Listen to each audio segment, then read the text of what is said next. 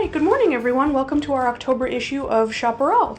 As you may know if you've checked out our other materials, our October theme is Guild Haunts. Not that we're being haunted by anyone, but we're talking about our fears and our anxieties.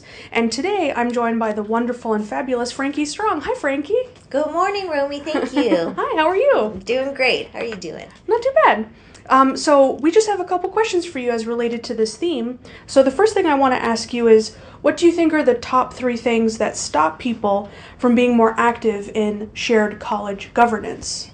Well, one that is obvious but may not be widely talked about in person is that maybe your boss or supervisor is on the committee and you may not feel comfortable being on that. But I just want to let everyone know that governance committees, all constituency groups are represented, and we're not that hardcore on the committees. We're very welcoming, so your input is very important.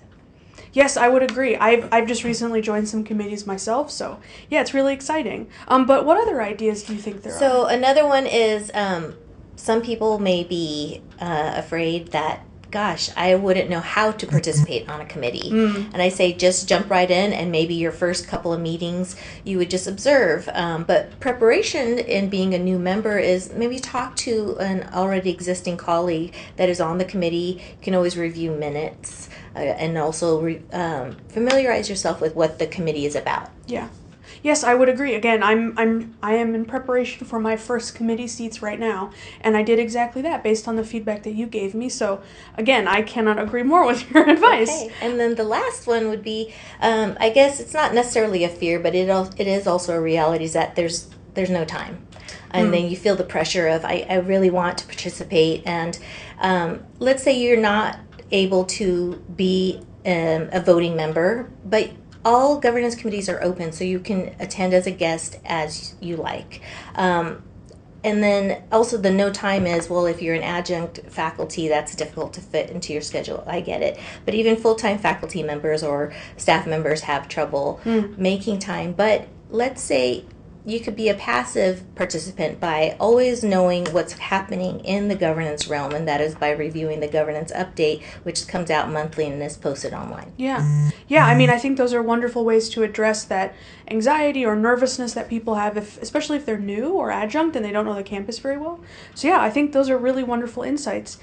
So you've kind of hit on some of these already, but I wonder if you could speak to what are, let's say, 3 things that someone might be able to do to be more active and engaged in shared governance. Certainly. So just great segue into my first point, and that is familiarize yourself with the resources. That would be, first of all, your colleagues, as we're making new connections or just picking up where we left off.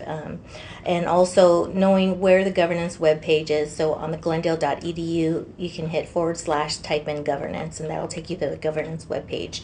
All minutes are kept in SharePoint, so you'll have to go to the button that's committees and select governance. And then also, again, just being familiar with what the processes are, and reviewing minutes. Again, I'm kind of reiterating, but really the biggest plug is next week Wednesday I have our annual Governance 101. Oh, Come wonderful. and meet your constituent leaders of the Academic Senate and the unions, the faculty and classified staff union respectively. And that's happening on October 25th from 12:30 to 1:30 in 8217 in person. And also backed by popular demand, I probably will have to end up doing a Zoom for that meeting as well. And Flex and classified professional growth is available. For meetings like that, and you'd mentioned maybe doing it over Zoom, is that something you might do in November? It's usually just in October. Okay. And then I put it out there that I'm always available should anyone need, and you can contact me by email. Well, and then that's kind of a perfect segue into how can people get a hold of you if they have any questions? Email fstrong as in Frank, fstrong@glendale.edu. All right. Well, thank you so much for your time.